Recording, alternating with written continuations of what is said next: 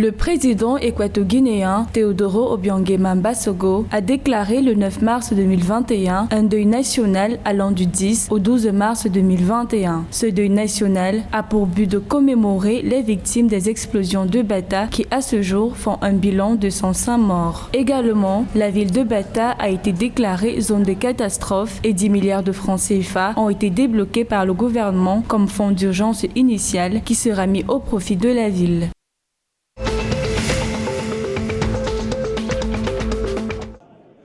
Au Tchad, une nouvelle grève de 8 jours a été lancée le 9 mars 2021 dans l'administration publique avec un service minimum dans les hôpitaux. Cette annonce a été faite par le porte-parole de la plateforme syndicale revendicative du Tchad. Selon le porte-parole, cette grève intervient dans un contexte de rejet de la proposition faite par le gouvernement de payer les frais de transport à partir de mai 2021 sur la base du 12e du montant total par mois. La plateforme syndicale revendicative regroupe 4 des plus grandes centrales syndicales tchadiennes.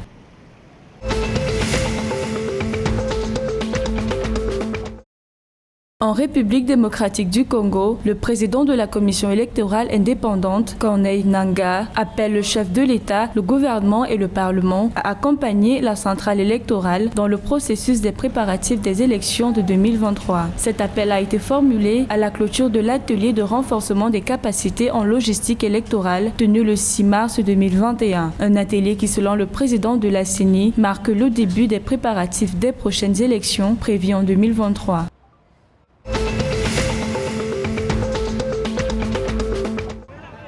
En Centrafrique, le gouvernement relance les travaux de désenclavement de la région du Nord-Est. Dans un communiqué du ministre centrafricain des Travaux et de l'Entretien routier, Gismala Hamza, le 9 mars 2021, il a été précisé que ce projet concerne les tronçons routiers menant des villes centrafricaines de Kaga-Bandoro, Brest, Ndélé, Abirao, longue de près de 1000 km. Par ailleurs, le ministre Hamza a indiqué qu'avant le contexte d'insécurité, 70 km de routes entièrement dégradées avaient été remis en état.